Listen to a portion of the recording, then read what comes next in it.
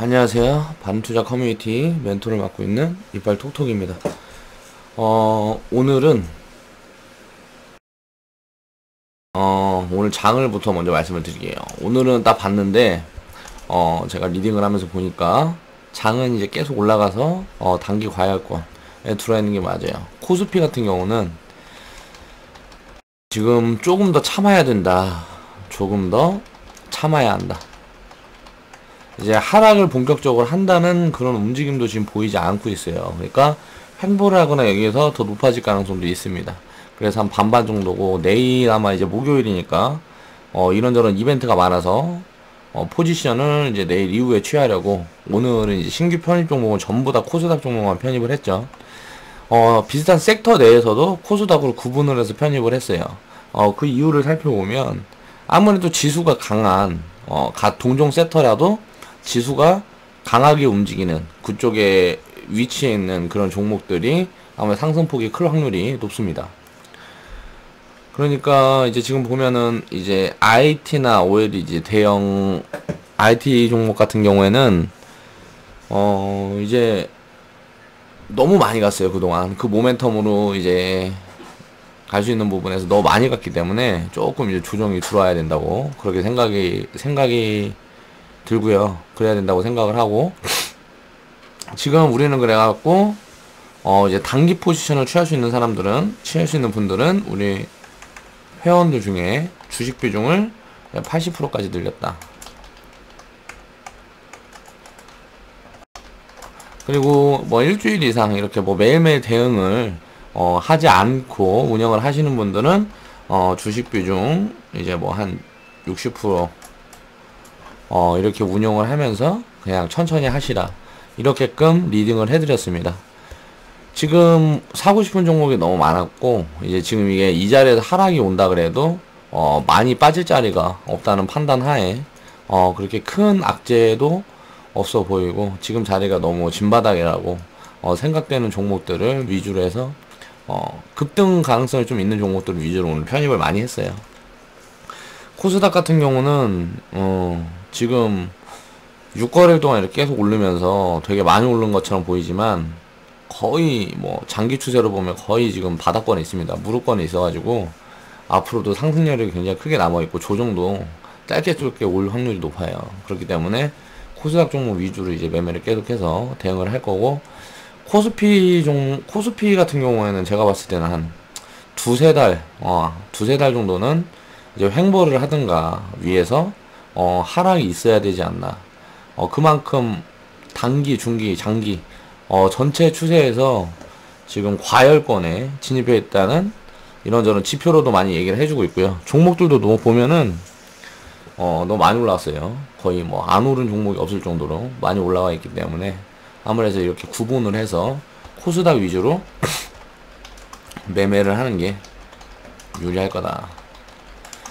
제가 이제 코스피는 눌리거나 횡보를 하고 이제 더 이상 가지 못하고 코스닥이 계속 갈 거라고 얘기를 하고 했었죠.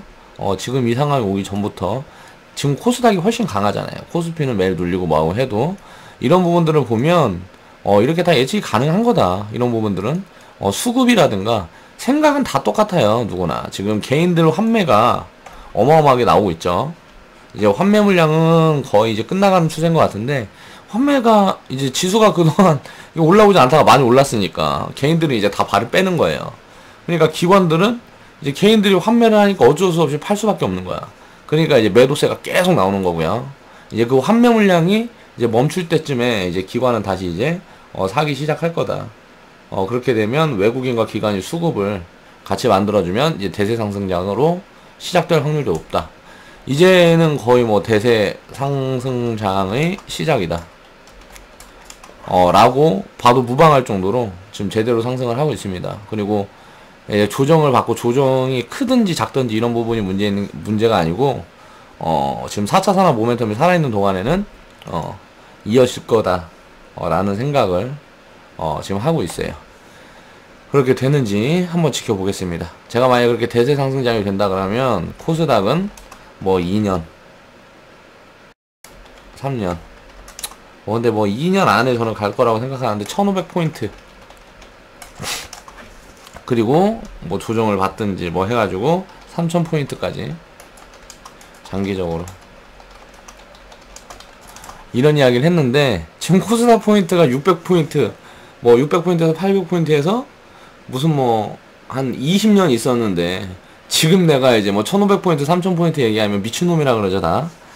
그런데 이런 거는 그 기간이 중요한 게 아니고요, 그때 상황을 보면 지금 20년 동안 바닥에서 그렇게 눌려 있어서 코스닥은 주식시장이 열린 다음부터 지금 가장 저평가되어 있는 상태입니다. 진짜로 이렇게 쌀 수가 없어요. 그렇기 때문에 지금 저는 충분히 1500포인트 3000포인트까지도 장기적으로 그렇게 갈 수 있다고 생각을 해요. 모멘텀이라는 거는, 이런 모멘텀을 가졌으면 지금보다 수익성도 훨씬 커지고 회사들도 훨씬 탄탄해지고 돈도 많이 벌게 될 거라는 거야, 이 모멘텀이. 그러니까 그런 기업들이 지금도 이렇게 저평가 내에서 돈을 더 많이 벌게 되면 뭐 지수가 이거 뭐 5배 뭐요 5배, 이거 3000포인트 가면 5배죠. 지수가 뭐 이거 5배 간다 그래갖고 이상할 게 없다는 소리입니다. 그리고 코스피도 4500에서 5000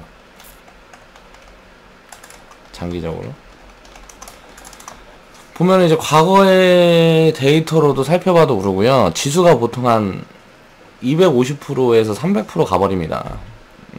지수가 250%에서 300% 가버려요. 이제 대세 상승장이 시작되고 본격적으로 이제 상승을 시작하고 모멘텀을 탑재한 그 시점에는 그렇게 가버리는데, 지금 4차선의 모멘텀은 이 정도 여력이 있다. 크게는 5000이 아니고 6000까지도 정확하게 뭐 집어낼 수는 없겠죠. 어디에서 이런 모멘텀이 어떻게 될지는 모르니까. 자, 장기적으로는 무슨 2400, 2600 뭐 이런 게 필요가 없어요. 증권 뭐 전문가들이 얘기하는 거, 그런 거 보면은 뭐 2600 가면은 또 이제 뭐 상향 조정해갖고 3000포인트 갈 거다 그럴 거고, 3000포인트 가면 이제 4000포인트 갈 거다 뭐 이런 얘기 하겠죠. 저는 이제 얘기를 할게요. 자, 6000까지도 가능하다, 코스피도. 근데 보통 이제 한 4500선부터 6000선 사이에서 어떻게 폭락이 한번 오지 않을까. 지수가 이렇게 급등을 하면 당연히 폭락이 오겠죠. 코스닥은 이제 한 1500포인트 이 구간 정도 가면 이제 한번 급락이 오지 않을까. 그리고 나서 길게는 3000포인트까지 일단은 거기까지는 열려있다라고 저는 생각을 하고 있습니다. 이 부분들로 인해서도 제가 나중에 영상으로 하나 만들어 놓을게요. 그런 다음에 나중에 우리가 투자를 장기적으로 이어가서 진짜 그렇게 되는지 안 되는지 한번 지켜보자고요. 이론적으로 이렇게 설명을 하려고 그러면 이거는 아직 미래의 일이기 때문에 정확하게 설명을 할 수가 없어요. 그런데 여러가지 내가 보고 있는 이런 거 저런 것들을 봤을 때 그렇게 갈 수 있는 무언가가 지금 만들어지고 있다. 그러니까 지금은 진짜 주식 투자를 할 황금기다 라고 생각을 하시고 여러분들은 여유롭게 투자 임하셔서 지치지 않고 이렇게 자산을 키워갈 수 있는 마음가짐이 반드시 필요합니다. 주제에 들어서서 오늘 이야기를 하기 전에 너무 좀 길게 얘기를 했네요. 항상 이제 시황 분석은 간단하게 해야 되는데 제가 또 그런 걸 잘 하지 못해요. 이해 좀 해주시고. 자, 오늘 살펴볼 내용은요, 이제 주식은 심리로 움직인다. 그렇기 때문에 이제 경제학자들이 주식 투자에 실패를 하는 겁니다. 이론적으로 설명할 수 있는 그런 부분들이 아니에요. 심리라는 부분이 굉장히 많이 끼고, 항상, 이론적인 데이터들은 선반영된다. 그러니까 이런 부분들을 이해를 하고 있어야 주식을 이해를 할 수가 있기 때문에 앞으로 실적이 좋아질 거다. 그러면 그런 부분들을 알고 있는 사람이 많으면 많을수록 주가는 먼저 갑니다. 그렇기 때문에 이런 부분에 대한 이해를 하고 있어야 돼요. 그래서 그 먼저 반영되지 않은 부분들만 포착을 해서 만약에 먼저 반영되지 않았다 그러면 안 왔는데 나만 알고 있다. 그건 이제 내부 정보가 되는 거죠. 남들이 모르는 정보를 내가 알고 있다는 거니까. 만약에 그런 정보를 가지고 투자를 하는 거는 뭐 그런 사람들도 있겠지만 그거는 현실적으로 불가능한 일이기 때문에 이 심리적인 부분들을 먼저 잘 판단을 해봐야 투자 성과를 끌어올릴 수가 있다는 겁니다. 자, 이거 이제 한번 알아볼게요. 왜 심리가 가장 중요한 지표가 되는지 한번 알아보겠습니다. 자, 경제학자들이, 자, 주식 경험에도 그런 이야기가 있어요. 경제학자들, 자, 똑똑한 사람들이 대부분 주식 투자를 하면 성공하지 못한다. 어떻게 보면 가장 단순하게 운영 원칙을 만들어서 운영하는 사람들이 확률이 더 높더라. 그리고 공부를 재무 분석이라든가 이런 거는 진짜 공부를 저도 많이 해봤는데 하나 쓸모가 없습니다. 자, 뭐 이익이 얼마고 이익 추정치가 얼마고 지금 이익이 얼마나 늘었기에 주가가 얼마까지 갈 거고 뭐 적정 주가니 하는 말들을 많이 하죠. 자, 이게 지금 무슨 뭐 얼마가 저평가돼 있다 이런 이야기를 많이 해요. 근데 이런 거는 아무 필요가 없다. 주식 가격이 어디까지 갈지는 누구도 알지 못하고요. 이런 부분에 심리가 껴있어서 그래요. 그렇기 때문에 이런 건 하나도 필요 없는데 필요할 때가 있어요. 왜? 이런 거는 매수 포지션, 신규 포지션을 취할 때는 이런 종목으로 신규 포지션을 취해야 됩니다. 그렇게 해서 이제 매매를 하다가 고평가가 되고 버블이 끼었을 때 전량 매도를 하는 거예요. 이 전량 매도라는 거는 원래 주식은 하면 안 돼요. 그렇기 때문에 그게 이제 장기 투자고, 그런 제 시스템에는 그런 운영 원칙도 이제 들어가 있어요. 그런 부분에 대해서 설명을 드릴게요. 자, 많은 전문가들이 말하는 이제 적정 가치라는 거는 의미가 없는 데이터라는 거예요. 왜? 이 적정 가치보다 저평가되어 있고 고평가되어 있고 그 사람마다의 뽑아내는 기준이라는 게 있겠죠.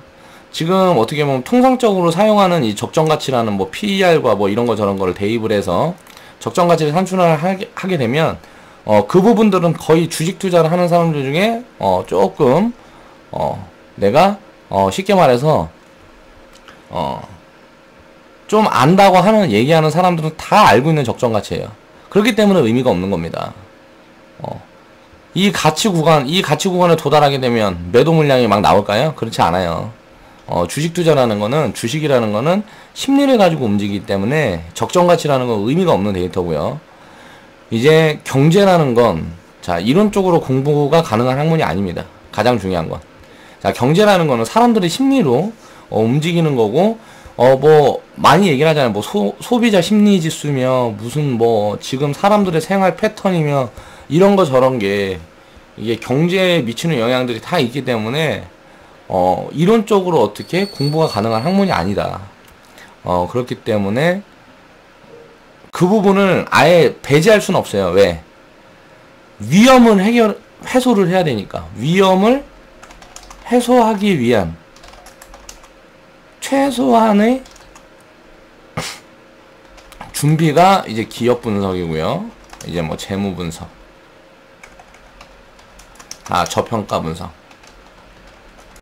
이런 게 되겠죠. 이거보다 더 중요한 건 분산입니다. 종목을 이제 분산을 잘 해놓고 섹터별로 분산을 잘 해놓게 되면 이 부분이 조금 부족하다 그래도 수익을 쌓아갈 수가 있어요. 그런데 수익을 더 많이 쌓아가고 또 이제 더 안정적으로 운영을 하기 위해서 이런 부분에 신경을 쓰는 거죠. 그러니까 주식의 기업 분석, 재무 분석, 저평가 뭐 이런 부분은 신규 포지션을 취하기 위한 그런 준비일 뿐이지 내가 투자를 해나감에 있어서 그렇게 중요한 부분이 아니다라는 거예요. 항상 주식은 예측이 아니고 대응의 관점으로 투자에 임해야 한다. 이제 예측을 하게 되면 위험해요. 예측을 해서 거기에 대한 모든 걸 얘기를 하고 있으면 위험해. 우리 커뮤니티 회원분 중에도 있어요. 지금 거의 뭐 6년 동안 박스피가 오르면서 뭐 2100포인트가 넘어가면은 항상 이제 뭐 인덱스 사고 밑으로 많이 빠지면은 뭐 레버리지 사고 이렇게 박스권에서는 그렇게 운용하는 사람들은 계속 돈을 벌어서 그러다 지금 박스피 돌파해버리니까 어떻게 돼요? 그 6년 동안 그렇게 경험하면서 자산을 키워왔던 사람들은 그런 공부가 된 그런 부분에 익숙한 사람들은 지금 장을 이해를 하지 못합니다. 왜? 대세 상승장을 경험을 해보지 못했어요. 그렇기 때문에 10년 이상 과거 2017년 급등, 자 폭락장이 2008년도에 오기 전까지 한 2년 2005년이나 한 2년 정도 이렇게 급등이 나오고 그때 경험을 해보지 못한 사람들은요 지금 장을 이해를 하지 못합니다. 과거에 있던 데이터 뭐 이런 건 다 무용지물이에요. 10년 동안 있었던 그런 움직임을 보였던 데이터들은 지금 신용할 만한 지표가 아니라는 거예요. 그러니까 지금부터의 움직임은 지금부터 만약에 30일, 50일, 100일 이렇게 계속 상승만 해버린다 그래도요 그거는 이제 대응의 영역으로 해서 우리는 포지션을 잡아가야지 과거에 이때 이렇게 됐다. 이걸 가지고 예측을 해서 포지션을 잡아버리면 문제가 된다는 거예요. 그래서 오늘 주식 비중을 확 늘렸던 이유가 최소 리스크 관리에서 한 20% 정도 현금은 가지고 있고 나머지는 더 빠지기가 어렵다는 종목들 위주로 싹 채운 거예요. 그러니까 주식 비중을 80%를 채운 이유가 뭐겠어요? 지금 자리에서 만약 그냥 가버리면 이거 주식 비중을 한 60% 50% 갖고 자 손가락 빨아야 될 확률이 있어요. 내려와도 버티겠다는 마음으로 지금 이제 오늘 좀 배팅을 하게 된 거죠. 그러니까 이런 것들이 지금 현재 상황에 따라서 대응을 항상 해야 된다는 거야. 지금 상황에서도 당장 이제 뭐 하락할 그런 움직임들이 보이고 뭐하고 하게 되면 당연히 주식 비중을 줄여야 돼요. 그때그때 상황에 맞게 그렇게 대응을 해야 된다는 겁니다. 나는 이렇게 대세상승장이라고 얘기를 하고 있지만 이 부분이 무슨 변수로 인해서 무슨 변화가 올 수도 있어요. 그런 부분이 온다 그러면 포착이 된다 그러면 당연히 거기에 맞춰서 자금 운용을 해야 된다는 거죠. 그러니까 이론적인 무슨 데이터를 가지고 너무 거기에 몰입을 해서 그 데이터를 전부다라고 생각을 하면 안 된다는 거예요. 그래서 이제 경제학자들이나 전문가들이 수많은 데이터를 분석을 해서 시장 전망을 내놓지만 예측이라는 건 말 그대로 예측일 뿐이라는 거죠. 정답이 아니라는 겁니다. 야, 이제 뭐 해갖고 2600포인트 갈 거야. 3000포인트 갈 거야. 이런 식으로 증권사에서 이제 전망들을 내놓습니다. 그러나 만약에 2600포인트 간다 그랬는데 2700포인트 가면 상향 조정을 하죠. 자, 3000포인트 갈 거야. 그럼 이제 만약에 여기에서 2800포인트 갔다가 눌렸어요. 3000포인트 못 가고. 그래갖고 뭐 2400포인트, 2300포인트까지 밀렸다. 그러면 이제 뭐 이제 하향 조정합니다. 자, 2000포인트까지 빠질 수 있다. 뭐 1900포인트까지 빠질 수 있다. 그랬다 만약에 1500포인트까지 빠진다. 그러면은 이제 또 이제 예측이 달라져요. 계속 이렇게 그 지금 현재 벌어진 상황을 놓고 예측이라는 거 하기 때문에 문제가 되는 거예요. 미래에 대한 예측은 단기적인 예측은 할 수가 없어요. 변수가 너무 많아서. 장기적인 지금 4차 산업 우리는 다 알고 있잖아요. 지금 이 영상을 보시는 분들은 다 알고 있습니다. 지금 인공지능이나 4차 산업 이런 것들이 전기차라든가 무슨 뭐 대기오염 이런 부분들을 사람들이 얼마나 신경 쓰고 얼마나 집중을 하고 있는지 알고 있어서 앞으로는 다 친환경 에너지로 우리는 다 사용을 하게 될 거고 앞으로는 이제 뭐 매립자원 환경 오염을 만들 수 있는 그런 이제 탄소라든가 이런 배출을 하는 이런 부분에 대한 대비가 앞으로 계속 이루어지고 세상이 앞으로 20년 30년 지나면 그런 부분들이 시장이 점점 확장될 거라는 건 누구나 다 알고 있어요. 그쵸? 그렇게 될 수밖에 없다는 걸 알고 있어요. 이제 뭐 여기에서 갑자기 온난화가 심해져서 사람들이 이제 밖에 나가면 다 이제 뭐 타 죽는다든가 뭐 이런 자연재해가 끼게 되면 무슨 큰 문제가 되겠죠. 악재가 되겠지만 그렇지 않은 상황이라 그러면 계속 이렇게 무언가 이런 장기적인 흐름은 예측을 할 수가 있다는 거죠. 돌발 변수가 이게 끼어들기 전에는. 근데 이제 단기적인 예측은 말 그대로 돌발 변수가 항상 존재하기 때문에 정확한 예측을 한다는 게 좀 불가능하다는 거예요. 그래서 예측은 항상 장기적으로 해라. 그리고 단기적인 측면은 그냥 대응을 해야지 절대 예측을 하면 안 된다. 이론적인 부분을 너무 신용하지 말아라는 얘기를 하고 있는 겁니다. 결국 이제 투자는 대응에 초점을 맞춰야 되고요. 확률에 맞춰서 자산을 분배를 해야 돼요. 우리가 가장 믿을 수 있는 부분은 확률입니다. 내가 이렇게 투자를 했을 때 이길 수 있는 확률과 질 수 있는 확률. 자, 이론적인 데이터로는 이것을 분석을 하는 자료로만 사용을 해야 됩니다. 이게 이제 기술적인 분석이겠죠. 자, 기술적으로 분석을 해서 자, 이길 확률 예를 들어서 70%고 질 확률 30%다. 이렇게 잡아봤을 때 그러면은 우리가 여기에서 갭이 있는 갭 40%. 자, 이길 확률 이 갭 40%를 우리가 취하려면 어떻게 해야 될까요? 자, 100번을 똑같은 비중으로 똑같이 매매해야 확률이 입혀지겠죠. 여기에서 질확률에만 질확률에만 1000만원씩 들어가고요. 이길 확률을 또 500만원씩 계속 들어갔어요. 그렇게 되면 어떻게 될까요? 자, 확률이 바뀌어버리죠. 이길 확률은 35%밖에 안 되고요. 질 확률이 60%가 돼버리는, 65%가 돼버리는 거예요. 그쵸? 그리고 만약 자산 배분을 만약에 이길 확률일 때 1000만원 똑같이 질 확률일 때 1000만원씩 들어갔다. 그러면 이제 70% 30%가 유지가 되는 거고. 이런 부분에 대해서 이론적인 분석을 해서 좀 이렇게 맞춰가는 거죠, 비중을. 이런 공부가 되어 있어야 됩니다. 이론적인 공부는 확률에 집중해라. 자, 저평가 종목, 바닥에 있는 종목으로만 매매를 하라는 이유가 이거예요. 자, 확률적으로 바닥에 있는 종목들이 올라갈 확률이 훨씬 큽니다. 꼭지 구간에 있는 종목들은 내려갈 확률, 더 갈 확률 반반이에요. 그렇기 때문에 바닥에 있는 종목으로만 매매를 하는 거예요. 이길 확률을 높여야 되니까. 그러기 위해서 뭐가 필요하다? 바닥이라는 시그널을 찾으려면 기업 분석과 재무제표, 재무 분석, 그리고 안전성, 성장성, 수익성, 기업의 이런 부분을 분석을 해야 이 기업이 진짜 바닥인지 아닌지를 알 수가 있다는 거예요.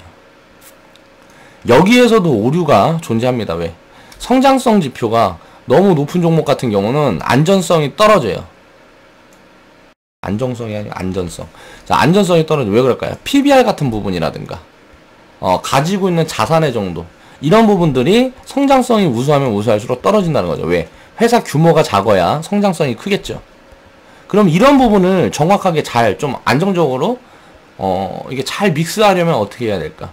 이런 것들 때문에 해야 되는 게 비중관리고, 이런 비중관리 또한 이제 확률적인 분석으로 만들어 놓은 거예요. 이 확률적인 분석은 뭐다? 이론적인 데이터. 이래서 주식 투자라는 게 정답이라는 건 없고 항상 어려운 건데, 확률을 높이게 되면 내가 우리 전 세계에서 가장 많은 수익을 올릴 수는 없어요. 그거는 이제 말 그대로 뽀록이죠. 내가 전 세계에서 가장 많은 수익을 올릴 수 있다고 자신할 수는 없지만 무조건 수익을 볼 수 있는 그런 시스템을 만들 수 있다는 게 제 생각입니다.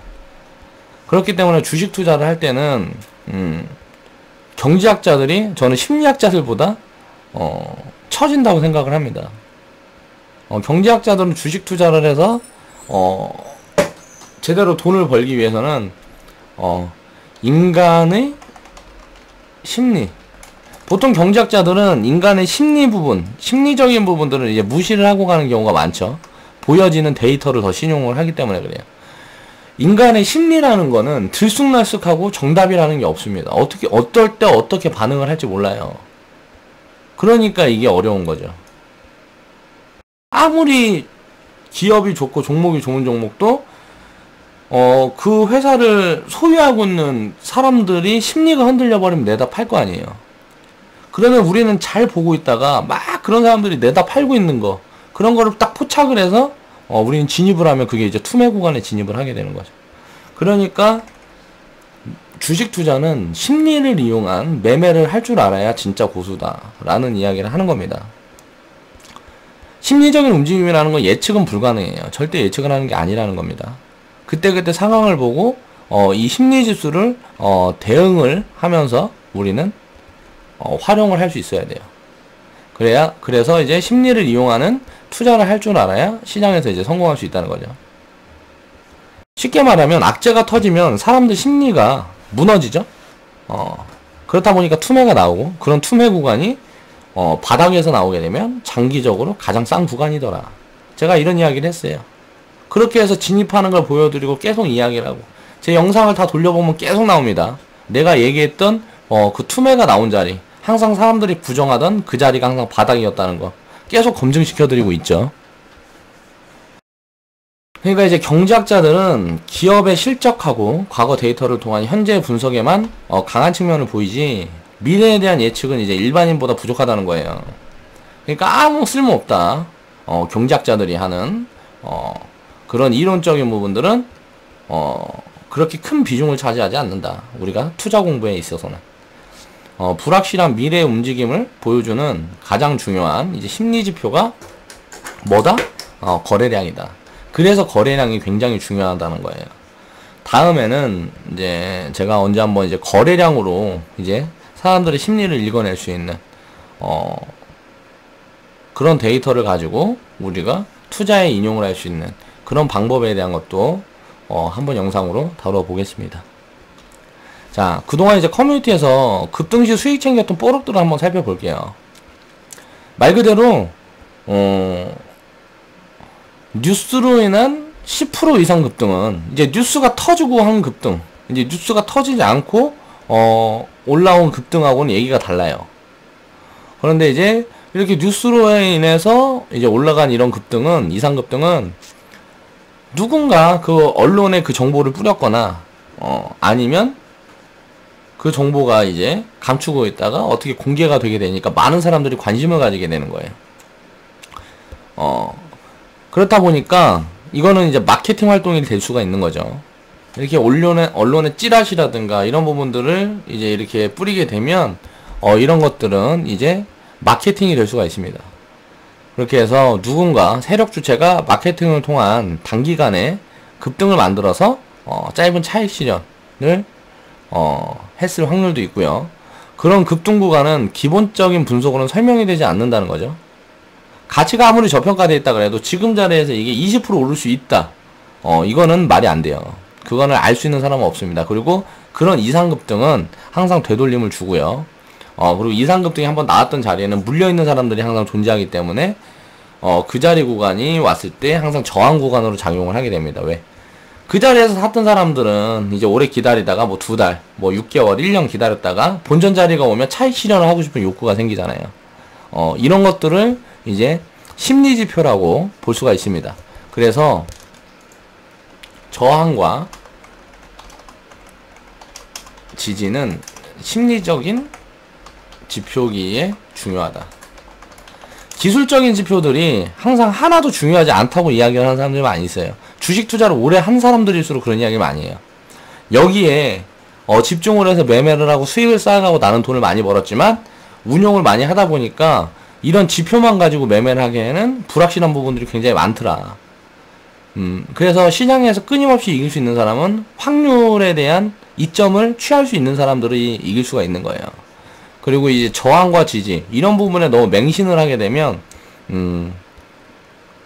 항상 수익을 가져갈 수 있을 때, 더 크게 가져갈 수 있을 때 이만큼 수익만 봐야 되고, 지지선을 너무 맹신을 하게 되면, 자, 이 지지선이 무너지게 되면 무슨 리스크가 있는지 이런 부분들에 대한 데이터를 보지 못한다는 거죠. 쉽게 말하면 지지선이 있는데 이 지지선을 뚫고 내려갈 만한 강한 악재가 있다든가 그렇다 그러면 당연히 지지선은 무너집니다. 그리고 지지선이 무너진 시점에 그 구간이 투매 구간으로 작용을 해서 이제 진짜 바닥이 되는 경우들도 많이 있죠. 이런 부분들은 이론적인 데이터를 활용을 해서 이 심리지표, 거래량을 통해서 읽어내고 재무 분석을 조금 하면 확실히 이런 바닥들은, 단기적인 바닥들은 잡아낼 수가 있어요. 그렇게 해서 이제 우리가 매매를 했던 게 뭐 얘기해서 지금 나온 게 뭐 있죠. 그리고 그 무슨 뭐 유상증자 부분에 대해서 뭐 이런저런 터지고 하면서 이제 투매 구간이 나오니까 그 구간에 진입을 해서 뭐 그냥 하루 이틀 만에 막 20%씩 올라가잖아요. 그 투매를 해서 그 구간에 빠졌기 때문에 더 이상 이제 물량이 나올 게 없는 거예요. 그런데 이제 장기적으로는 어떻게 되는지 지켜봐야 되는 거죠. 그 구간에 단기 저점은 잡았지만 이제 나중에 장기적으로 어떻게 될지 그 종목 같은 경우에 지켜봐야 되는 거고, 종목명은 제가 말씀드릴 수 없고, 과거에 이제 뭐 투심으로 인해서 이런저런 투매 구간에 항상 진입하는 거를 제가 매매로 누직 커뮤니티 우리 회원분들한테 계속 보여드렸죠. 그러니까 그런 부분들은 다 이해를 할 수 있을 거라고 생각을 합니다.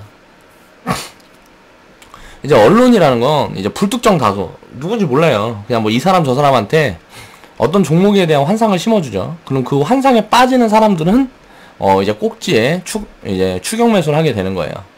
그 환상에 이제 분화봉처럼 달려들게 되고요. 투기꾼들의 자금을 이제 미리 선취한 세력이 취하는 게 이제 단기 급등이라고 설명을 할 수가 있는 거죠. 자, 급등 그 구간에서 계속 유지를 하고 있는 게 아니고 거기에서 멈춰서 이제 분화방처럼 달려드는 환상을 쫓는 투기꾼들이 달라붙어요. 그러면서 그 사람들한테 이제 내 물량을 넘기고 빠져나오는 그런 선취한 세력이 항상 존재한다. 그리고 그렇게 해서 빠져나온 다음에 그 사람들이 이제 다 손실을 확정짓는 그 순간에 그 주가는 다시 가기 시작한다는 얘기를 자꾸 하고 있죠. 자, 이 급등의 꼭지를 잡아내는 기술적인 분석법은 거래량이 유일하다. 왜? 이 심리를 나타내는 지표는 우리가 다른 어떤 데이터로도 확인을 할 수가 없습니다. 그런데 그 심리 지표 중에 가장 중요한 게 거래량이기 때문에 저 사람이 어떤 생각을 하는지 나는 읽을 수가 없어요. 근데 우리는 주식 투자를 하면서 이 사람이 지금 팔 건지 팔았는지 샀는지 이것만 중요하게 지켜보면 돼요. 지금 팔려는 사람들이 많다. 심리적인 움직임이 그렇다. 그러면 이 팔려는 이 매도세가 수그러드는 시점에 우리는 진입을 하면 되겠죠. 그런데 지금 살려는 사람이 많다. 그러면 이 살려는 사람들이 수그러지는 그 시점에 우리는 매도를 하고 나오면 돼요. 이런 부분들은 항상 거래량의 감소를 가져온다.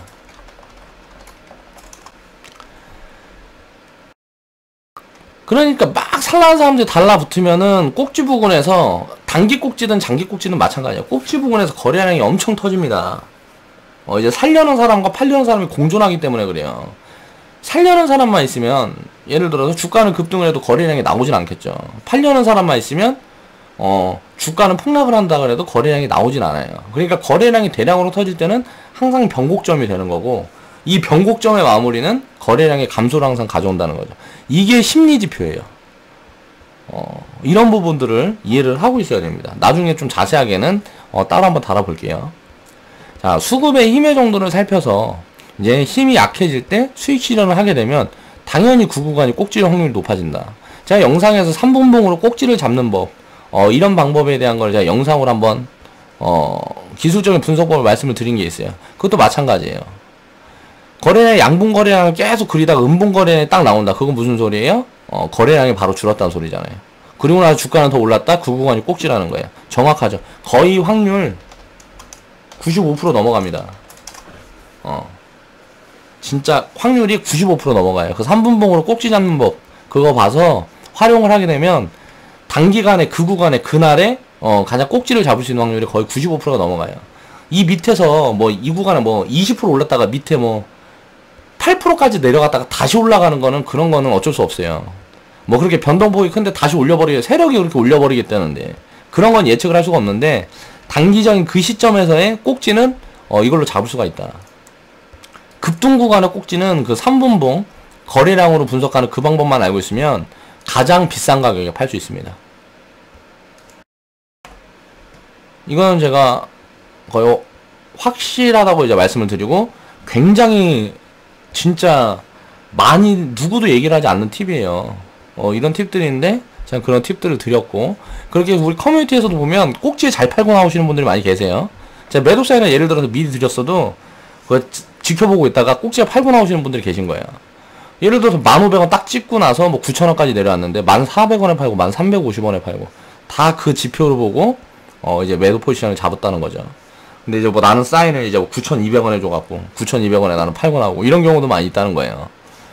왜냐하면은 저는 이제 리딩을 해야 되는 입장이라서 대충 이게 지금 매도 포지션이 왔다 그러면 나 빨리빨리 사인을 드려야 돼. 그리고 나 봐야 될 게 많으니까 지금 이 종목 뭐 수익률 뭐 3% 5% 더 보는 게 중요한 게 아니에요. 저는 이제 전체적인 뭐 시장 흐름이라든가 지금 뭐 2시에 매도 포지션을 잡아야 되냐 9시에 매도 포지션을 잡아야 되냐, 장이 이제 밀릴 거다 아니면 늘릴 거다, 이런 부분들을 이제 판단을 하면서 이런저런 걸 많이 봐야 되기 때문에 정확하게 뭐 종목마다 이렇게 막 분봉 띄워놓고 포지션 잡고 이렇게 하기가 굉장히 좀 어려워요. 그렇기 때문에 이런 부분들을 다 설명을 드린 거고, 자, 리딩 계좌보다 나중에는 회원분들이 운영하는 계좌가 수익률이 매일 이렇게 대응을 하시는 분들은 더 커질 수가 있습니다. 리딩 계좌보다. 왜냐면 리딩 계좌는 그냥 대충대충 사고 대충대충 팔아요. 사는 거는 이제 항상 종가에 사니까 같이 사는 거겠죠. 근데 이제 파는 거는 대충 판다고요. 그냥 수익 봤으면. 왜냐면 확률적인 매매를 하면 되니까 수익을 얼마나 보는 거는 사실 중요하지 않아요. 팔고 나서 더 가든지 말든지 더 내려오든지, 내려오면 또 사는 거고, 그냥 가버리면은 이제 다른 거 가지고 매매하는 거고.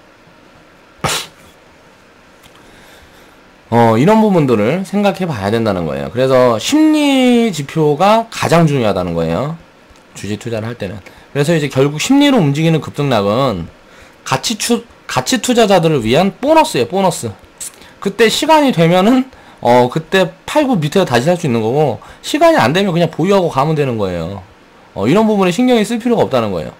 그날 뭐 급등락 나오고 이런 거는 신경을 쓸 필요가 없어요.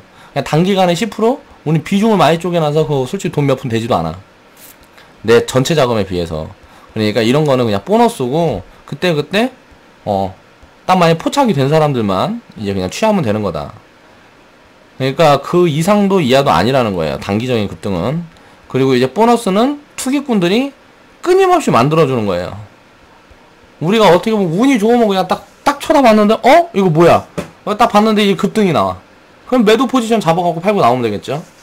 이런 거는 정상적인 투자자들이 만들어주는 게 아니고 투기꾼들이 만들어주는 거기 때문에 이런 뽀록은 그냥 챙기면 된다. 내가 포착을 할 수 있었을 때. 그리고 이제 손실을 입은 투기꾼들은 시장에서 사라져요. 우리한테 그렇게 수익을 안겨준 그런 투기꾼들은 조만간 시장에서 사라집니다. 다 망해서 없어지는 거죠. 그리고 이제 악재 사고 뉴스에 팔아라는 격언을 살펴보면 이게 가장 심리지표에 부합하는 기술적인 분석법이다. 악재라는 걸 많은 사람들이 알게 되면 이제 더 이상 악재가 아니라는 소리예요. 그리고 호재라는 뉴스를 많은 사람들이 알게 되면 더 이상 그건 이제 호재가 아니에요. 사람들이 모르는 정보를 알고 있을 때 그게 호재가 되는 거지, 사람들이 다들 알고 있는 정보를 나도 안다? 이거는 호재가 아닙니다. 그리고 악재도 마찬가지죠. 그런데 물론 호재 같은 부분이 장기적으로는 영향을 끼칠 수가 있어요. 자, 지금 4차 산업 모멘텀이라는 거. 이거는 그러니까 장기적으로 영향을 다 끼칠 수밖에 없습니다. 요즘 보면 뭐 그냥 아무거나 4차 산업 이름 붙여갖고 다 급등하고 급락하고 하죠.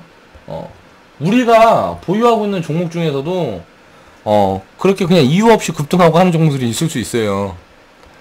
내가 분석을 했던 것만큼 실질적으로 그쪽에 큰 영향력을 행사하지 못하는 기업들이 분명히 있을 수 있다는 거예요. 그런 부분들을 모두 다 캐치할 필요가 없어요. 이게 진짜면은 나한테 어마어마한 수익을 안겨주는 거고, 가짜면은 조금 수익을 만들어주고, 우리는 이게 좀 문제가 발생하는 게 보일 때 모든 걸 다 정리를 하고 나오면 됩니다. 그 종목에서. 그러니까 주식 기업 분석이라는 거 보면 제가 할 때 보면 굉장히 간단하게 하죠. 그냥 HTS에 있는 것만 그냥 딱 펴보고 실질적인 재무제표 그들이 가진 자산이 무슨 부동산이 몇 프로고 막 이런 걸 자세하게 막 이렇게 보고 하진 않는다는 소리예요. 왜 그럴까요? 그렇게 자세하게 보면서 투자를 해본 적도 있는데, 그런 부분들은 마음만 먹으면 운영하는 사람들이 충분히 불공정 공시 불공정 공신이 뭐 어쩌니 하면서 이런 거 자꾸 나오죠. 회사 운영하는, 이제 회사 운영하는 사람들이 예를 들어 코스닥에서 상장 폐지된다 그러면 일단 살려놔야 될 거 아니에요, 회사를. 그럼 지금 손실 봤는데도 돈 벌었다고 예를 들어 신고하고 뭐하고 하면 이런 게 나중에 조사했을 때 이렇게 나오는데, 그거는 이제 뭐 그렇게 뭐 뉴스 때려놓고 뭐 해가지고 뭐 실적들이 안 좋아졌는데 갑자기 뭐 서프라이즈한 수익을 받니 어쩌니 하면서 주가 끌어올려놓고 지들가 다 팔고 나가고, 이런 사기꾼들도 주식 투자를 하면 무조건 만날 수밖에 없다. 그런 걸 두려워하지 말아라. 왜? 우리는 확률적으로 분석이 되어 있는 시스템을 운영하기 때문에 이런 거 조금 깨진다 그래도 티도 나지 않아요. 그런 생각을 하셔야 됩니다. 모든 부분을 정확하게 알 수가 없다는 거예요. 그렇게 알려 하는 자체가 욕심이다. 그렇기 때문에 우리는 심리지표에 집중을 한 그런 시스템으로 지금 운용을 해서 수익을 쌓아가고 있는 거다 라는 부분을 말씀드리는 겁니다. 주식 투자라는 거는 안전성, 성장성, 수익성을 분석을 해서 미래 가치가 높아질 거라 생각이 되는 기업에 투자하는 행위예요. 그러니까 미래에 지금 가치 그대로 있을 거라는 기업에는 투자를 하지 않겠죠. 돈을 더 벌고 지금보다 덩치가 더 커지고 이 가치가 높아질 거다. 그래서 내가 지금 투자한 자본이 더 커질 수 있는 그런 기업에 투자를 하겠죠. 그런데 아이러니하게도 안전성, 성장성, 수익성 이런 부분들을 정확하게 분석을 할 수 있는 방법은 존재하지 않는다는 거예요. 워렌 버핏이 하는 가치 투자를 하기 위해서 종목들을 구분을 할 때 분석을 하는 방법들도 절대 정확할 수가 없습니다. 워렌 버핏도 수도 없는 실패를 할 거예요, 제 생각에는. 그런데 그런 부분들은 이슈가 되지 않는 거죠. 왜? 사람들은 성공한 모습만 보고 싶어 하니까. 실패한 부분들은 나오지 않습니다. 표면적으로 이렇게 밖으로 나오지 않아요. 워렌 버핏이 IBM을 사고 과거에 구글을 사지 않은 것이 실수였다. 이런 걸 인정하면서 언론 매체를 통해서 얘기를 했던 적이 있었어요. 실수를 할 수 있어요. 사람이기 때문에. 그 실수가 워렌 버핏이 예를 들어 자산이 100조라 그러면 만약에 그때 IBM이 아니고 구글에 투자를 했으면 워렌 버핏 자산은 300조가 넘어갔을 거예요. 이런 것만 생각을 해봐도 부의 정도일 뿐이지 내가 실수를 한다 그래도 돈을 버는 것은 변함이 없다는 거예요.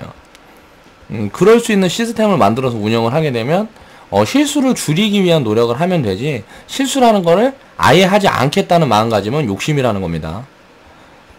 실수를 해도 되는 시스템을 가지고 운영을 해야 돼요. 자, 그리고 기업 분석이 선행이 돼 있어야 자금을 투입할 수 있는 명분이 만들어져 있는 거고요. 기업 분석을 왜 중요하게 얘기를 하냐면 이런 부분이 선행이 돼 있지 않으면 확률이 낮아져요. 지금 바닥이라는 시그널을 포착을 해서 그 종목에 배팅을 한다 그래도 기업 분석이 선행이 돼 있지 않으면 일단 재무 구조라든가 이런저런 게 안정적으로 나타나 있는 그런 기업들이 아니면 문제가 생길 수가 있다. 그리고 상승 탄력도 훨씬 처져요. 바닥을 오래 기게 돼요. 그러니까 그런 종목들보다는 이제 뭐 상승을 좀 끌어가는 그런 종목들로 매매를 하는 게 유리하겠죠. 그래서 기업 분석을 하는 거고 이론적인 분석을 하는 거다.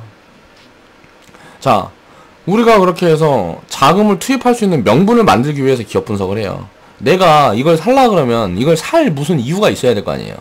그 이유를 만들기 위해서 우리는 기업 분석을 하는데 그렇게 해서 명분이 만들어져 있어요. 그리고 이건 바닥이다 라는 그런 분석도 돼 있고 그리고 매매, 수급 주체 이게 뭐 세력이 진입해 있다 뭐 이런저런 게 만약에 포착이 됐다 그러면 자금을 투입해서 그 종목을 이제 매매를 하려는 명분이 일단 만들어진 거잖아요. 그러면 내가 분석을 한 거예요. 실수가 되든지 아니면 이게 나한테 큰 효율로 가져다 주든지 그런 부분에 이런저런 고민을 하고 걱정을 하기보다 이 명분을 믿으라는 거예요. 내가 만들어 놓은 이 명분을 믿고 이 명분이 나중에 내가 실수라고 확인이 되기 전까지는 믿고 가면 된다는 겁니다. 그런 부분들을 손절이 없는 이유도 또 이렇게 매매를 하면서 이렇게 하는 이유도 장기 투자를 하기 위해서 우리는 손절이 없는 거예요. 지금보다 마이너스 50% 70%가 돼도 보유하겠다 이 종목을 그런 마음가짐으로 진입을 하는 거고 물론 마이너스 70% 이렇게 간다는 거는 뭐 뭔가 문제가 있는 거죠. 잘못됐겠죠. 그런 기업들을 가지고 우리는 이제 매매를 하는 거고요. 이제 바닥 구간에서의 악재는 단기적으로 또는 장기적으로 가장 싼 구간일 확률이 높다는 겁니다. 그래서 이제 바닥 구간에 있는 악재는 이제 바로 진입이 가능한 거고요. 이제 이유를 살펴보면 이제 그동안 바닥이라는 건 오랫동안 하락을 했다는 소리죠. 바닥을 어떻게 나타내요? 하락이 멈추는 시점이 바닥이잖아요. 하락을 하다가 하락이 멈추고 그 자리에서 이제 터닝해서 다시 상승하는 시점 그 지점이 바닥이죠. 더 이상 이제 하락하지 않는다는 걸 어떻게 알 수 있을까? 기업 분석을 해서 야 이건 이제 더 이상 빠지면은 너무 고맙다 하는 구간에 와 있는 그런 종목들이 이제 바닥이 보이는 거예요. 그런 종목들 위주로 매매를 해야 된다는 거죠. 손절 없이 지금 자리보다 30%가 빠진다 아이고 고맙습니다 하고 더 살 수 있는 그런 종목들만 가지고 매매를 하라는 거예요. 그렇게 해서 오랜 시간 하락을 해서 기업의 가치가 저평가 구간에 도달해 있을 가능성이 매우 높죠. 하락을 이렇게 오래도록 했다 그러면 그럼 저평가되어 있으면 여기서 더 빠지면 더 저평가가 되는 거잖아요. 이제 절대 저평가가 되는 거예요. 더 빠져버리면. 그러면은 이제 자신있게 투자를 해야 된다는 거죠. 그리고 이제 그 구간에서 이제 확인된 악재가 또 나와. 만약에 이렇게 빠져있고 저평가인 게 확인됐는데 악재가 나왔는데 악재를 분석을 해보니까 이게 뭐 기업의 장기적인 뭐 성장이라든가 이런 움직이면은 그렇게 큰 영향이 없어. 그냥 단기적인 이슈야. 그렇다 그러면 자금 투입을 해서 돈을 더 투입해서 더 사는 거죠. 그렇게 되면서 이제 주가가 폭락한다 그러면 그 구간에 이제 더 이상 견디지 못하고 이 하락을 이렇게 견디던 사람들이 바닥에서 이렇게 악재가 나오고 투매가 나오니까 이제 이제는 뭐 원금 회복은 물 건너갔어. 이제 마이너스 70% 이렇게 됐으면 원금 회복은 생각하지 않을 거 아니에요. 자 절반까지만 올라오자 뭐 이러고 있었는데 거기에서 이제 막 70% 손실 중이다가 뭐 마이너스 80% 돼버렸어. 그럼 이제 진짜 이제 죽겠다 하고 그냥 팔아버리는 거예요. 그럼 이제 그 자리가 이제 바닥이다. 이렇게 되는 경우가 굉장히 많기 때문에 마지막 바닥에서 나오는 투매 구간은 포착이 된다 그러면 무조건 진입을 하면 됩니다. 그럼 성공 확률이 뭐 진짜 굉장히 높고요. 수익을 볼 수 있는 확률도 굉장히 높아요. 이제 그런 뉴스에도 매도하지 않는 보유자 같은 경우에는 인원 악재가 나왔는데 그런 하락을 경험하고 이제 매도하지 않는 사람들은 그냥 평생 들고 가겠다는 소리예요. 그러니까 이런 사람들은 웬만하면 매도할 생각이 없다는 소리죠. 그러니까 구구간이 이제 진바닥이 되는 거고. 그럼 이제 더 이상 팔 사람이 없으니까 사려는 사람이 없으면 바닥에서의 횡보가 이어지게 되는 거고, 이제 사려는 사람이 나오게 되면 주가는 올라가겠죠.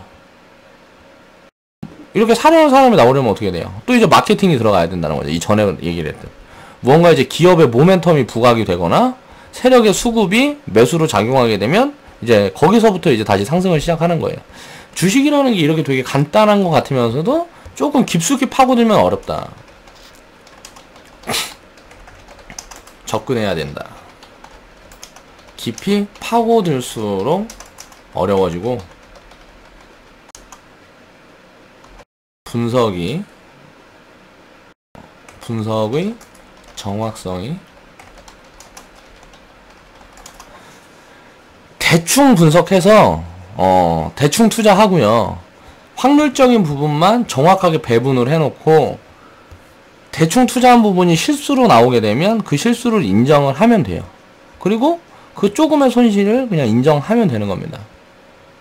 그리고 나서 자신있게 투자를 할 때 투자를 할 수 있어야 돼요. 야, 이거 손실 봐도 별게 아니구나. 그렇게 하기 위한 비중 관리가 돼 있으면 손실 봐도 별게 아니에요. 그러니까 그냥 인정을 하고 가면 된다는 거예요. 그런 손실 부분은. 왜? 그런 실수가 자주 나오는 게 아니기 때문에. 매매를 하면 할수록, 그리고 오래 주식 투자를 오래 하면 오래 할수록 그런 실수는 계속 줍니다. 계속 줄어들어요. 그리고 나중에는 실수를 해도 수익을 보는 경지에 이제 이르게 돼요. 내가 실수를 해서 기업 분석을 잘못했어도 수익을 봐. 왜? 바닥이니까. 그러면은 이제 수익 보는 거가 이제 팔고 나와서, 아, 이거 산 건 실수였습니다. 이제 이 종목은 이제 매매 그만하겠습니다. 내가 하죠. 우리 포트 제외 종목. 우리가 편입했다 수익 구간에 나왔어요. 그럼 포트 제외 종목이 지금 2개 있었는데, 포트 제외 종목이 있어요. 우리는 그 종목은 장기 투자하지 않겠다는 거예요. 왜? 내가 처음에 진입을 할 때 이렇게 생각하고 진입을 했는데 나중에 기업 분석을 다시 해보니까 야, 이거 아닌데 좀? 이런 생각이 드는 거예요. 그때 실수했는데 그래도 다 수익을 보고 나온다는 거죠. 이런 부분들이 생각이 되어야 된다는 거예요. 자, 악재에 사고 뉴스에 팔아라는 격언을 살펴보자. 두 번째입니다. 자, 악재가 근데 터진 구간이 바닥 구간이 아니고 만약에 상승 중인 구간이거나 바닥에서 돌려서 어느 정도 상승을 해 있는 구간이에요. 자, 삼성전자, 저번에 삼성전자 이야기 뭐 주식 스토리에서 갤럭시 폭파 사건, 뭐 그때는 거의 중기적인 관점에서의 바닥이었죠. 완전히 절대 바닥은 아니었단 말이에요. 그래서 그 바닥 구간이 왔어도, 그 바닥 구간이 와도 나는 구경만 해요. 그런 구간에서 절대 바닥 구간에만 진입을 합니다. 왜? 상승 중인 구간이거나 만약 구간에서 바닥이 나온다 그러면 더 상승을 한다 그래도 상승폭이 바닥에서 꼭지까지 먹는 게 크다는 거죠.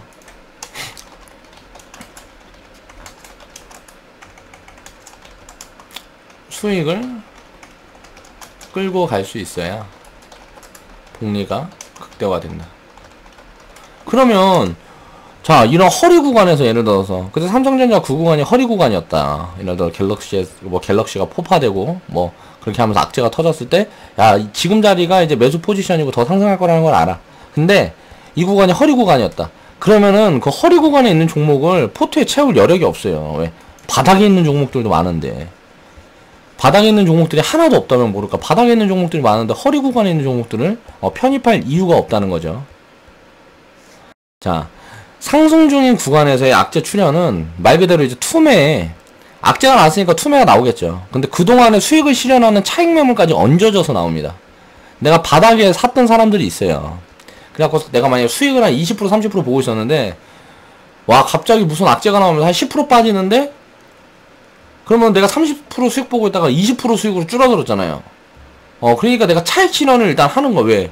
내가 샀는데 수익을 많이 보고 있다 수익이 주니까 이게 수익이 없어져 버릴 것만 같아. 그런 불안함에 휩싸여. 그러면서 이제 수익 실현하는 차익 매물까지 얹어져서 매물이 나오기 때문에 하락폭이 바닥에서 나오는 것보다 더 클 수 있고요. 더 오래 걸릴 수 있습니다. 그렇다면 당연히 바닥에서의 악재보다 하락폭이 길거나 기업의 모멘텀이 좋다면 어느 정도 박스권을 이제 만들어 가면서 조금 횡보의 기간을 거칠 거라는 거죠. 자, 단기 바닥이나 중기 바닥을 만들 확률이 높다. 쉽게 말하면 단기 바닥을 만들고 이제 다시 꼭지로 올라갈 수가 있고요. 또 이제 중기 바닥을 만들고 그 자리부터 이제 하락 추세가 시작돼 버릴 수가 있습니다. 상승 중인 구간에서 나오는 악재나 아니면 꼭지 구간에서 나오는 악재. 꼭지 구간에서 나오는 악재는 당연히 중기 바닥을 만들고 그 자리부터 이제 하락이 시작될 확률이 높아요. 지금 이제 삼성전자나 뭐 SK 하이닉스, OLED 이런 관련주들이 악재들이 슬슬 나오고 있죠. 뭐 반도체 업황이 이제 조금 주춤하다 뭐 이런 이야기들이 나오고 있어요. 슬슬. 그러면서 이제 애플이 뭐 미국에서 이제 주가가 빠지고 뭐 이런 이야기들이 나오고 있잖아요, 지금. 그럼 이런 부분들이 이제 나오게 되면 이제 뭐 경쟁이 심화돼서 뭐 수익성이 많이 줄었다. 뭐 이런저런 악재가 나오게 되면 이제 중기 바닥이 되는 거예요. 그 시점부터는. 그런데 이제 중간 구간이면 예를 들어서 상승하는 중간 구간이면 그 악재는 이제 단기 바닥을 만들고 다시 상승을 이어가겠죠. 그래서 꼭지는 안 되겠죠. 그러니까 악재도 그 위치에 따라 주가의 위치에 따라서 받아들이는 정도가 다르기 때문에 항상 생각을 해야 돼요. 그리고 꼭지 구간에서의 악재는 차익 매물이 겹겹이 쌓여 있어서 바닥에서 산 사람도 있고 중간에서 산 사람도 있고 계속 산 사람도 있고 뭐 진입한 사람들이 여러 가지 종류가 있어요. 꼭지 구간에서는. 그러면 꼭지 구간에서 악재가 터지게 되면 차익 매물이 겹겹이 쌓여 있어요. 자, 수익을 보고 있는 사람들도 같이 팔려는 그런 심리적인 부분이 작용을 한단 말이야. 완전 꼭지에서 물려갖고 악재가 터져갖고 손절을 하는 사람도 있겠지만 밑에서부터 보유를 해가지고 수익을 많이 가져온 사람들도 있어요. 이 차익 실현 매물이 겹치면 이제 단기 저점이 되고 장기 하락의 신호가 된다. 이 부분이 이제 꼭지다. 꼭지가 이렇게 만들어지는 거다라는 거예요. 자, 단기 저점은 왜 그럴까요? 투매 항상 나오면 일단 당장 단기 반등을 합니다. 그 투매 구간을 다 회복을 하지 못하더라도 일단 단기 회복은 해요. 그 단기 회복이 나오고 나서 이제 장기적인 하락이 발생을 하게 되는 거죠. 그래서 꼭지 구간에 있는 종목들은 아무리 좋다는 얘기가 많이 들려도 우리는 쳐다도 보면 안 된다. 이렇게 이제 주가가 위치한 자리마다 악재는 비슷한데 이게 의미를 다르게 가진다는 거예요. 왜 그럴까요? 똑같은 악재가 터져도 의미가 달라져요. 이유는 심리적인 측면을 분석해보면 이해가 된다는 겁니다. 그런 게 아니면 설명이 불가능해요. 예를 들어서 삼성전자라는 게 삼성전자 주식이 10년 후에 5천만 원이 갈 거다. 예를 들어서 이런 부분들이 확실화되어 있고 모든 사람들이 안다 그러면 어떻게 될까요? 그러면 주가는 빠지지 않고 계속 가기만 할 것 같죠. 그렇지 않다는 겁니다. 왜냐하면 5천만 원이 갈 거라는 확실한 무슨 증거 자료가 나오고 진짜 나중에 5천만 원이 간다 그래도 아직 지금 벌어진 일이 아니기 때문에 사람들은 심리적으로 신용을 하지 못해요. 신뢰를 하지 못한다는 거죠. 그러면 그 사이사이에 나오는 악재라든가 꼭지를 만들어가고 다시 바닥을 만들어가고 다시 꼭지를 만들어가고 이런 움직임들을 이런 파동을 절대 견디지 못합니다. 사람은. 그렇기 때문에 이 심리적인 측면이 어떻게 보면 경제적인 그런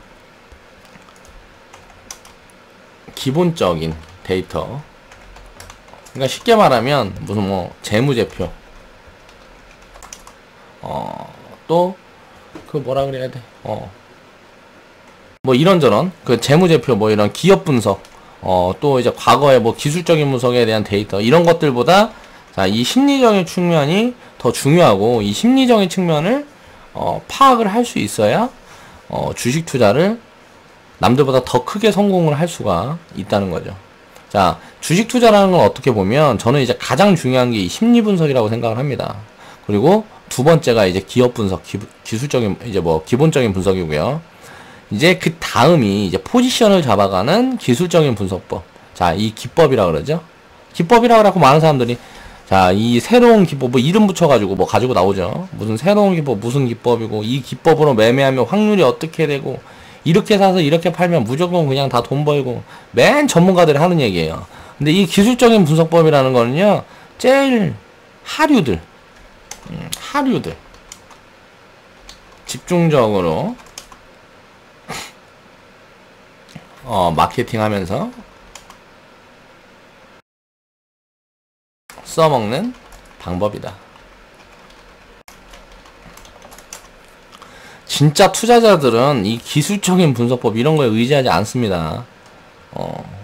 제가 이제 기술적인 분석법을 자꾸 이제 얘기하고 하는 부분들은 뭐냐면, 웬만하면 최고로 비싼 가격에 팔기 위해서, 웬만하면 최고로 싼 구간에 사기 위해서, 그래서 기술적인 분석 이런 것들을 이제 뭐 참고하는 거지, 장기적으로 운영하는데 지금 단기적인 이 기술적인 분석법은 의미가 없다는 거예요.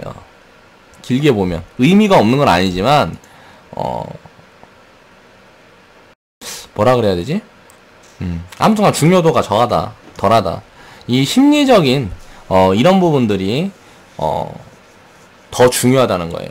그러니까 이제 뭐 북한 악재라든가 이런 거 터져서 시장이 폭락하고 하는데, 이게 우리나라 경제에 당장 미칠 영향력이 없고, 이게 뭐 판단을 해봐서 이거는 단기 악재로 끝난다. 그럼 심리 분석이 끝났어. 사람들은 근데도 전쟁 날 것 같으니까 막 던져.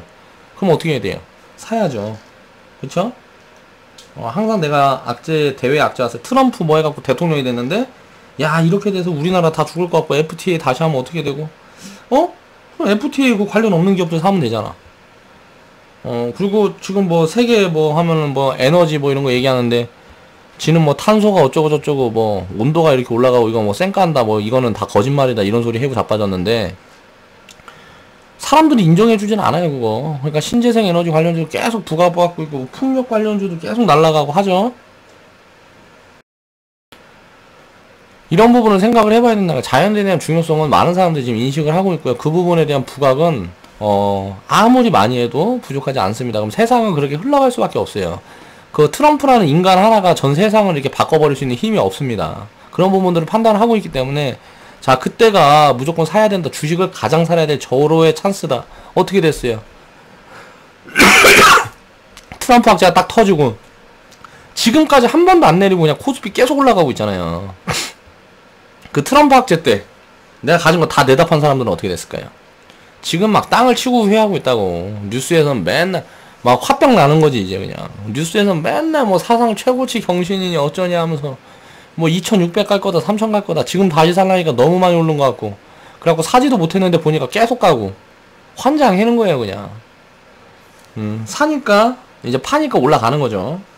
그때 그 악재 때 이제 판 사람들, 트럼프가 대통령 된 다음에 우리나라 이제 망했다 큰일 났다 그러면서 이제 다 판 사람들, 이제 북한 전쟁 난댄다 이제 큰일 났다, 뭐 미군 항공모함이 지금 올라오고 있단다, IS에다 폭탄 던졌대 막 이러면서 이제 막 주식 다 내다 판 사람들 지금 이제 소갈이 하고 있는 거예요. 그래서 투자는 항상 꾸준히 계속 이어가야 된다는 거고요. 주식에서 이제 가장 중요한 거는 이제 심리적인 측면을 파악을 할 수가 있어야 됩니다. 그래서 경제학자들, 또 똑똑하다는 사람들이 시장에 들어와서 항상 실패하고 가는 거예요. 왜? 나는 이런 걸 기업 분석을 제대로 해가지고 이렇게 매매를 하면은 무조건 될 줄 알았는데, 그렇게 매매를 해보니까 안 되는 거야. 그러니까 이제 이 사람들은 내가 그동안 공부해온 게 있어. 그래서 그 부분을 신뢰를 하고 있는데 이게 자꾸 어긋나니까, 내가 이렇게 파악을 해서 2000개 종목 중에 100개를 추렸는데 이 100개 종목이 시장 평균보다 못해. 그러면 왜 이런지 이해를 하지 못하는 거예요, 이 경제학자들은. 그러다 보니까 내가 그동안 알고 있었던 지식이나 이런 부분들이 부정하게 되는 거죠. 심리를 이겨내지 못하는 거야. 그러면서 이제 추격 매수 좀 하고 하다가 이제 경제학자들이 다 이제 박살나고, 왜? 나는 이제 내 심리를 다스릴 수 있다는, 경제학자들은 이론적인 부분에만 빠삭한 거고요. 그 부분이 그 사람들의 심리를 다뤄주지 못해요. 북한에서 갑자기 전쟁 난다니까 이거. 이 사람들도 뭐 트럼프 경제를 잘 알고 있으면 알고 있을수록 더 불안할 거 아니에요.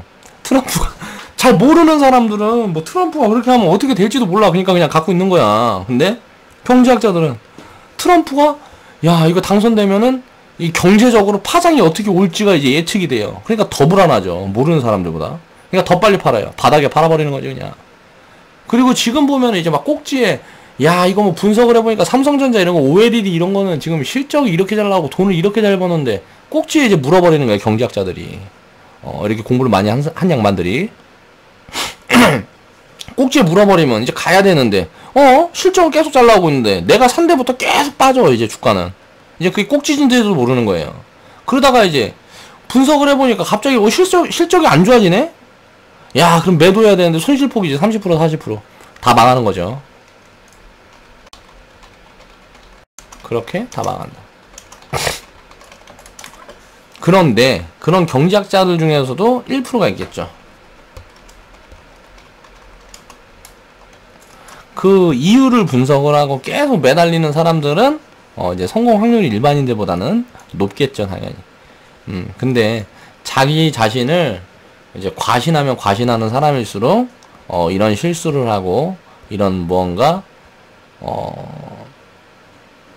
내가 그동안 깨우쳤던 지식이라든가 이런 부분들이 부정당하는 이런 상황에 놓이게 되면 현실 부정을 하면서 심리적으로 가장 크게 약해집니다. 그러니까 이런 부분들 때문에 경제학자들이 주식 투자를 하면 다 망한다는 얘기를 하는 거고요. 우리나라 경제학자들은 그래서 제대로 된 경제학자들이 없다.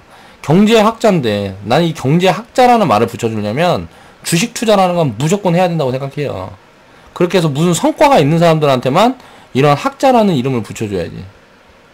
뭐 박사, 경제학 박사, 경제학 석사. 아니 왜 그 과정에는 왜 주식 투자에서 수익률 부분이라든가 이런 건 왜 없는 거예요? 경제에 대해 분석하는 사람들이 그런 부분에 대한 공부를 가장 먼저 해야 되는 게 아닌가? 저는 그런 생각을 해봅니다. 그러면서 이제 오늘 영상은 여기서 마무리 할게요. 그렇게 해서 심리적인 측면을 왜 중요시 해야 되고 그 이론적인 분석을 맹신하지 말아야 되는 이유에 대해서 오늘 설명을 드렸습니다. 이론적인 부분을 맹신하지 말아야 하는 이유.